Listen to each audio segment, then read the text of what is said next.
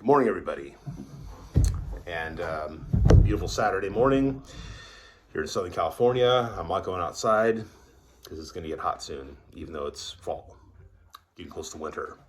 But I'm repping my Muskogee Creek Nation shirt my late uncle gave me a long time ago. Now that I'm fat enough to wear it, I'm actually wearing it. But when I got it, I was much skinnier, and it did not look good on me. It looked like I was wearing a white trash bag with Muskogee Nation seal on it. I was just, not that I was super skinny, but I was skinnier than I am now. And so yeah, anyways, that's neither here nor there. So what this video is about, really, I just realized how stupid that sounded. White trash bag. I'm not trying to compare this to a trash bag by any means. Okay. So no disrespect intended to the rest of my people. All right.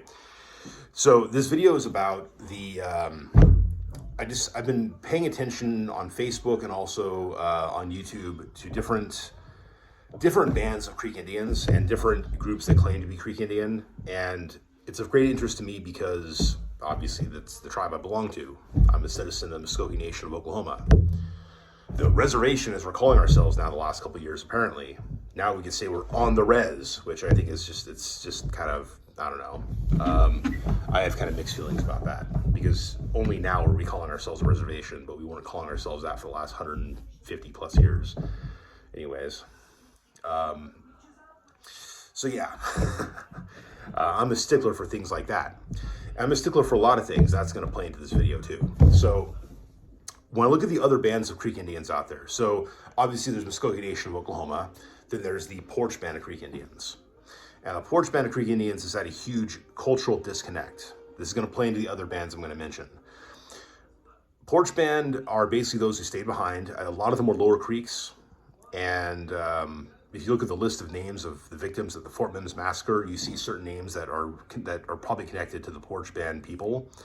Not everybody in Fort Mims was a white person. There were some mixed-blooded Creeks there, and some of them became ancestors of the Porch Band. I'm sure there's some Upper Creeks also that stayed behind that end up being ancestors of the Porch Band. I can't verify that. What happened is when we got deported from our own country by President Andrew Jackson, may he burn in hell, okay? When we got deported from our own homeland, and some of us left beforehand, there were some lower creeks, as I mentioned before, that followed McIntosh, and we got to Oklahoma before the bulk of the tribe did on the Trail of Tears. But when we were deported from our country, what we did is we took our ceremonial grounds with us. How do we do that? We took these iron pots with the ashes from the final fires, okay? After Apotolihola gave his great speech about learning the ways of the white man so we could be unmoved, as I believe I mentioned in a previous video, what happened is those last fires, well, those ashes got put into these pots and transported to Oklahoma. And what happened is once we got there to our respective locations, we dumped the ashes out on the ground, and that became the new ceremonial grounds. That's how we literally transferred the old tribal towns, our tribal town governments, to the new homeland, was through the ceremonial grounds. The ceremonial grounds and the tribal towns were one and the same. And they kind of still are, but it's a little bit different. You have the Indian churches and you got the ceremonials now. And you got those who were, descended from the tribal towns who may not go to either, but still belong to the tribal town. We have those who, in Oklahoma today, when you hear tribal town, they think of Golden Pony, they think of the casino. They've kind of forgotten what the term tribal town actually means.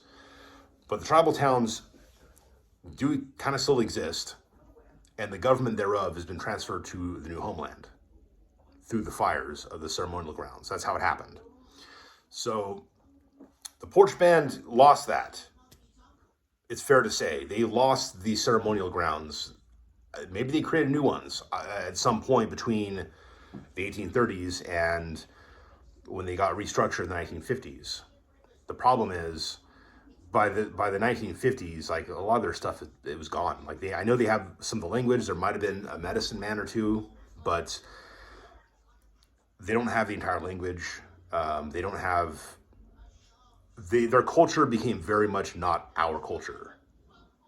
What I mean is, if you know the style of dance that the Muskogee Nation practices, if you understand the music and the instruments that are used and not used,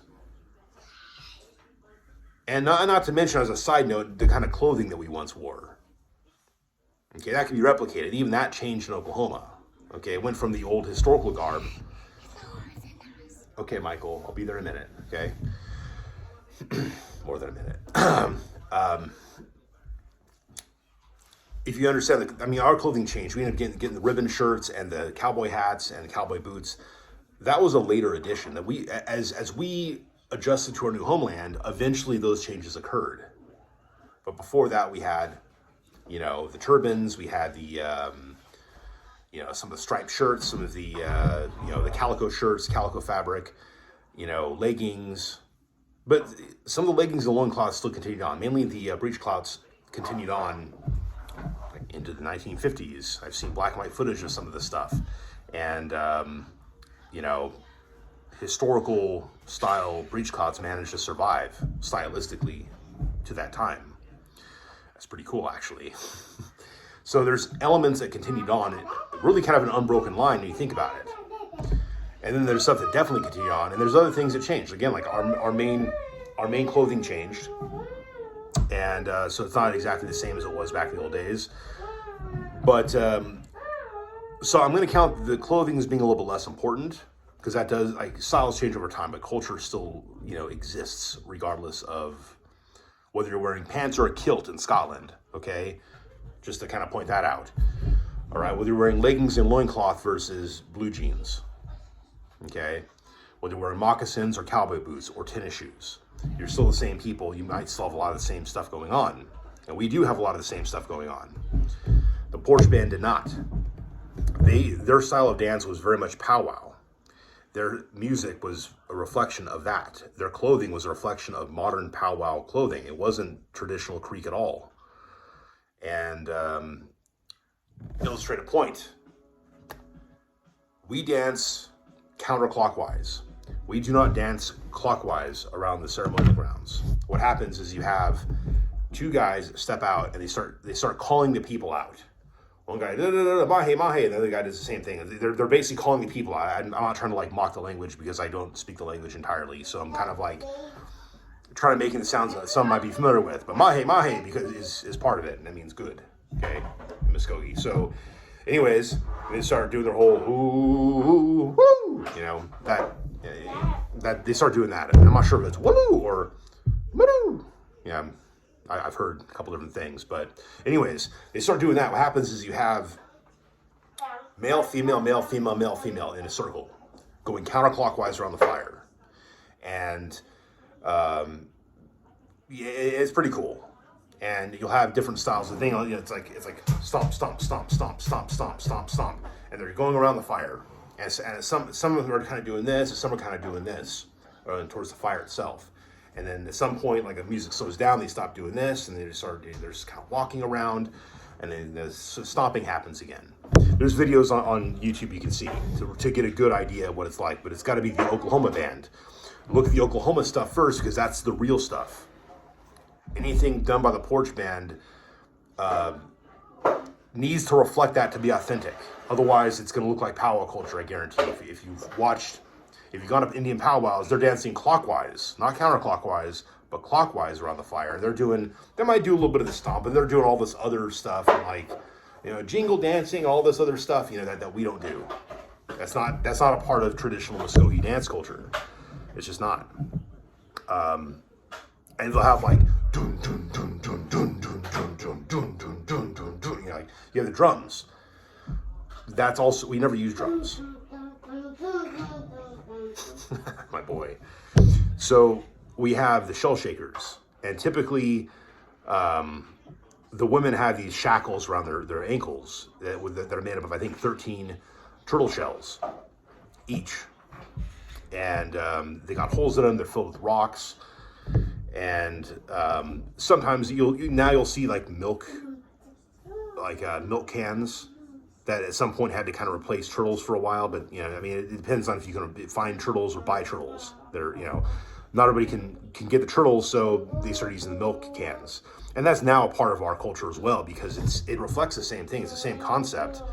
It's just a bit of more of a budget way, if you will, of making the same thing to make the same music. It may sound a little bit different, not a whole lot, but it sounds a little bit different because metal and shells sound different.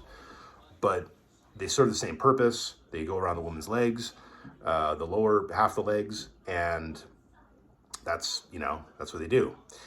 You will see sometimes the men will have a turtle, like a turtle rattle. It's like an actual shell attached to a stick, and they'll do a little bit of the same music.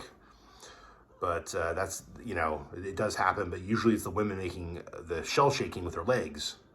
You know, it's like, makes that kind of sound.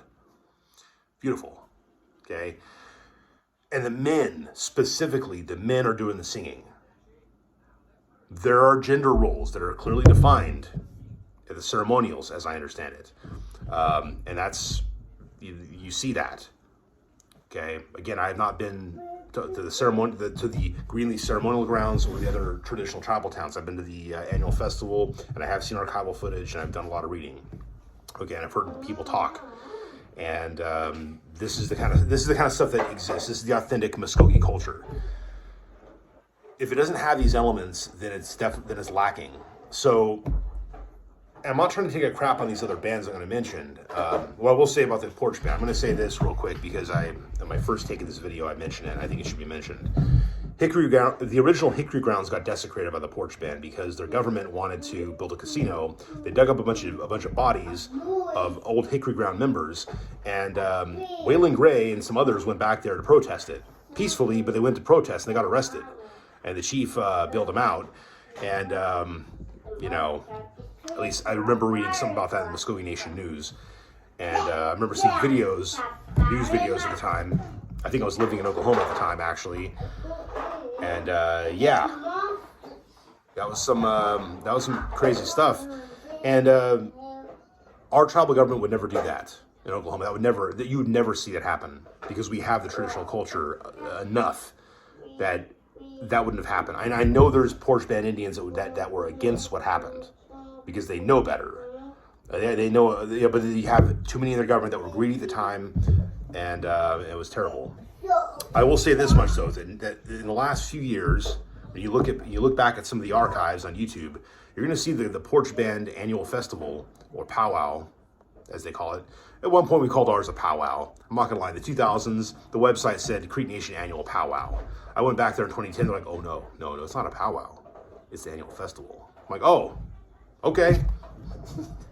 So, anyways, yeah, the lady at the Okmulgee Archive told me that. I'm like, "Oh, okay, sorry." You know, I don't think I should have said sorry, but that's kind of like my, oh, okay, good to know. But anyways, the Porch Band Annual Powwow, they have theirs, and it looked so much like modern Indian powwow culture. It did not look anything like what we do. In recent years, though, you'll see that they're not dancing clockwise, they're dancing counterclockwise, and they're using music that's our music, probably because they are bringing over people from Oklahoma to help them facilitate the festivities and to make it more authentic. And that's a good thing. Does it mean that they have a ceremonial grounds?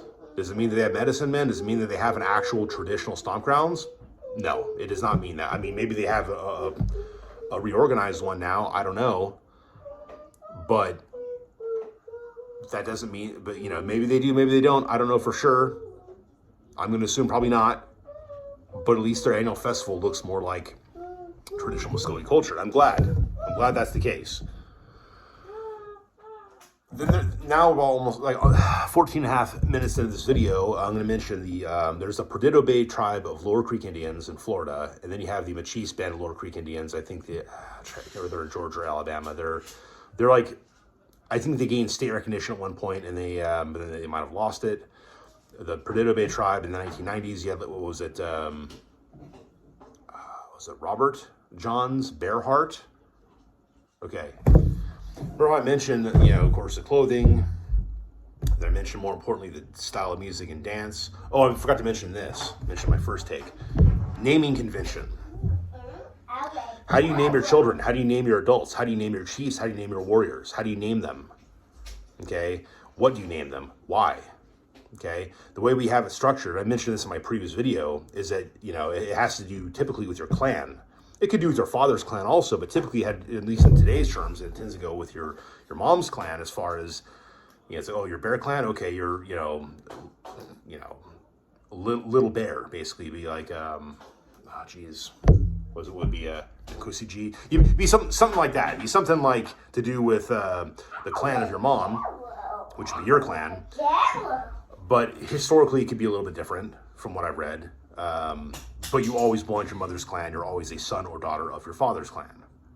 That's how it works. If you say your son, like my son says, oh, I'm son of Turtle, that means his dad is Turtle Clan. It doesn't mean that he is. That's how that works. If I were to say I'm Turtle Clan or Lochoki, that means that I am because my mother is. So a lot of people in Oklahoma have forgotten the term son of, but I have seen it in son of or daughter of. I do see it in Muskogee Nation news every once in a while. At least I did 10 years ago. So anyways, get back to the Ma-Chis band and the Perdido Bay tribe. So Perdido Bay tribe, especially, I've seen some names that are like, they're very powwow-ish. So again, like the John's Bearheart as their chief in the 90s and late 80s, whatever it was. If he's the guy that I'm thinking of, he made a nice turban that's pretty historical, except that the crown was like a little bit high. Instead of being like a band, it was like this kind of almost crown-looking thing. I'm not a terrible representation. It was actually not bad. It looked really cool, but I know what he was trying to do. But if it's the same guy I'm thinking of. But you'll see like the neck choker things with the little shell in the middle and the little like 3 shells and little beads, and you see that type of stuff that Plains Indian tribes have. Plains Indian tribe, that stuff's been very co-opted by descendants of the 5 civilized tribes. You can say, oh, that's cool. And maybe, you know, look, if you know what you're doing, if you know your own culture, fine. If you're like, oh, no, this is Native American culture. Well, that's the problem, is that these other tribes don't know their own culture, or people, these little bands, these pockets of our tribe in these other areas don't know their own culture. And so they get these chokers saying, oh, yeah, I'm Native American. And they have a little feather hanging down their hair. And they have like, or they'll wear like a war bonnet with a full headdress type stuff. Now, yeah, there have been members of our tribe that had that in Oklahoma because we got affiliated in some way with the tribes that were already there when we arrived. And also other tribes that got brought to Oklahoma after we were forcibly removed. So, yeah, I mean, there was a bit of kind of cultural carryover, but it wasn't like when Ernest Childers got the war bonnet because they made him honorary chief for winning the Medal of Honor in World War II and for, you know, representing his tribe and, you know, Muskogee Nation. Yeah, he was given a war bonnet.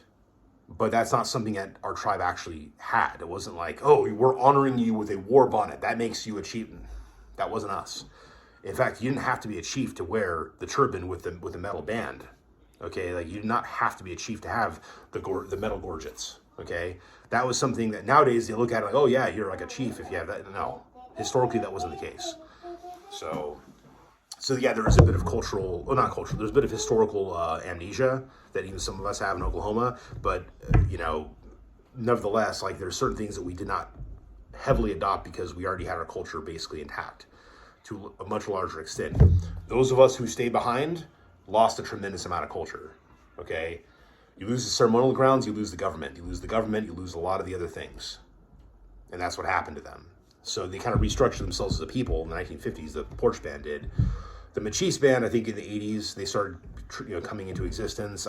But whether these people all have Indian blood or not is kind of questionable to some. I think that's why Ma-Chis Band was... No, I'm sorry, I'm thinking about one of the Yuchi bands where they got state recognition, but then they got that revoked because of the question of their ancestry, kind of. The Ma-Chis Band, there's some question. I think they're still kind of fighting for a certain amount of recognition because the question is how many of them actually have Creek Indian blood. I think most of them do. But then their first chief was a woman. I'm not trying to sound sexist, but we don't have women chiefs in the Muskogee Nation. We never did. We did have a woman second chief, though, I think a couple decades ago. But that was kind of like a rare one-off situation. We have women in the National Council, you know, things like that. But as far as like the chief of the nation, that's always been a man. Always. So, but this woman was a mover and shaker in getting the Ma-Chis Band Ma-Chis band going, I respect her work. And there a lot of research was done on their end as far as like trying to like rebuild some of the Muskogee culture, mainly the material culture. So it's one thing to like, if you talk to more traditionalists in Oklahoma, they're gonna be like, oh, well, you can create that, but that's like a reenactment. They don't look at that as being like the real deal. And they're right. You can reenact something through records and documentation. That doesn't make it the real deal. So that's, one of the things that they've got part of this reenactment aspect going. And they've got, I think they had some kind of a powwow that also, their powwow very much reflects like modern powwow culture. And you have people from Perdido Bay going to Ma-Chis band as well. And so you have like this guy, Yellow Sun, his wife is like White Sage Woman. These sound like Plains Indian names. They don't sound like actual Muskogee names because they're not. And they weren't given these names in the Muskogee language either.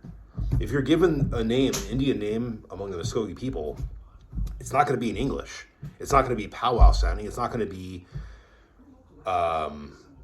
Native American. It's going to be in the Muskogee language.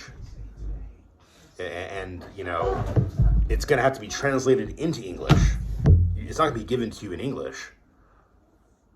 So that's kind of the thing. So it's like when you look at Plains Indian names and you see them translated, it's like Big Bear Running Water or things like that. It's like, Michael, come here, buddy. You okay, buddy? I think you hurt his toe again or his finger or something.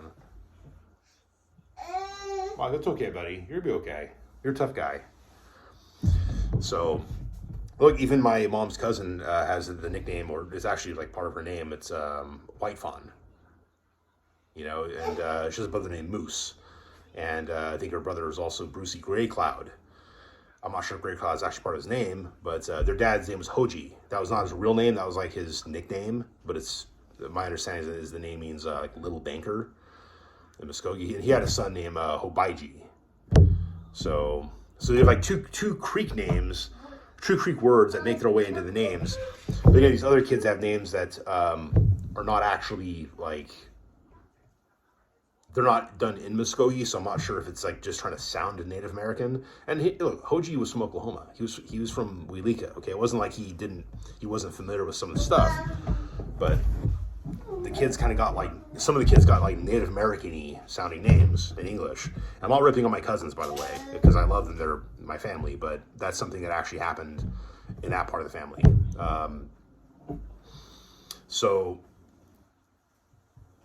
But yeah, you got a sort of a mixture of culture. But when you have individuals out there who like, they know their heritage, I don't question that the Ma-Chis band, most of them at least, and I don't question that the Perdido Bay tribe, for the most part at least, have actual Creek Indian blood. I believe they do. I think there's a reason why they're doing what they do, and it's not because they're trying to get a bunch of money.